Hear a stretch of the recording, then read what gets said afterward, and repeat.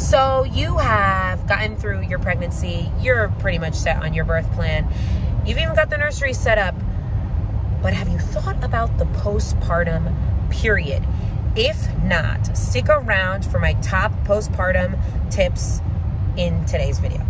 Hi everyone, my name is Leslie. I'm a disciple, wife, mom, and childbirth doula, and this is where I share about all things birth, faith, and family. Sorry for the shaky video today. I'm in transit, but I just couldn't miss this opportunity to share with you guys my top 4 tips on the postpartum period.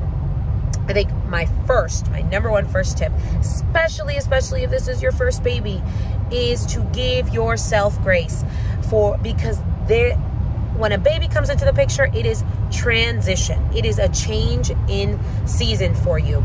There is nothing, and I repeat, nothing harder than transitioning from no babies to one baby. That is the hardest transition by far. So give yourself grace, okay? There are sleepless nights. There is a new baby who needs all your attention.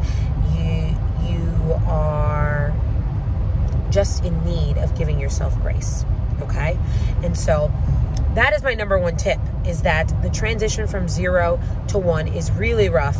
So give yourself grace for that time and understand that it is just a season, that it does pass, and that you can build supports in advance to help around that. I've spoken about those before in how I plan for postpartum, so I'll link that video here. Tip number two for your postpartum period, I would say, is expect that your number one question will most likely be, why is the baby crying? Now that's okay. It's okay that that's your number one question. Whether this is your first baby or your 5th baby, that is still the answer. That is still the first question that comes to mind every single time. Why is baby crying? So, is the baby hungry? Does he have a dirty diaper? Is he sleepy? Is he colicky? What does baby have? Those are normally the four things that it could be. Hunger, sleep, dirty diaper, or colic, right? And so taking some time now while you're still pregnant to learn a little bit about each of those could really help. Come up with a little maybe a note on your phone of just tips and tricks for each could really help. Talking to your doula about it. If you have a doula, they may have some tips for you, or talking to other moms that you know. Maybe learning a little bit about, I would highly recommend watching a little bit about hunger cues and satiation cues so that you know what it looks like when baby's showing signs that they're hungry or that they're full. And getting educated a little bit around that. Also for colic, I would say just a little tip on that. Normally, children can be highly gassy depending on what they're consuming.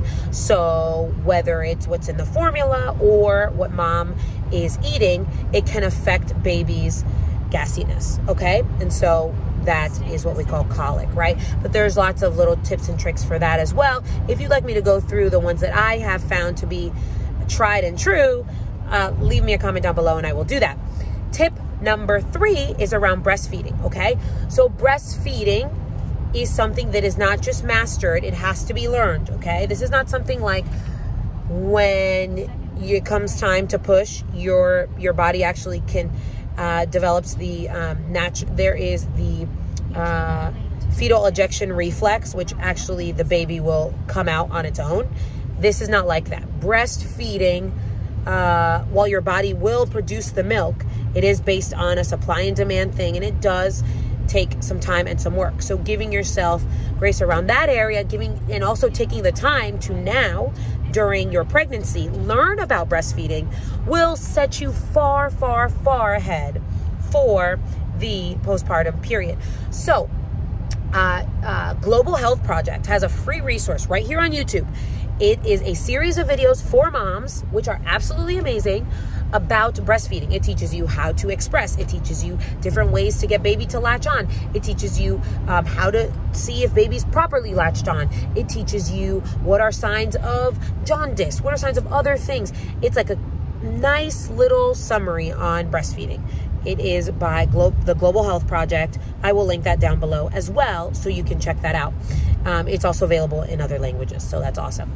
And then also, Milkology has a lot of free resources on breastfeeding as well, so you can check them out. I will link them down below. They also have one of the most highly rated breastfeeding e-courses. So if you sign up, I think, for one of their newsletters, at the end of it, they offer you a discount to purchase it. So I would definitely take a look at getting a little bit of breastfeeding education before baby's here.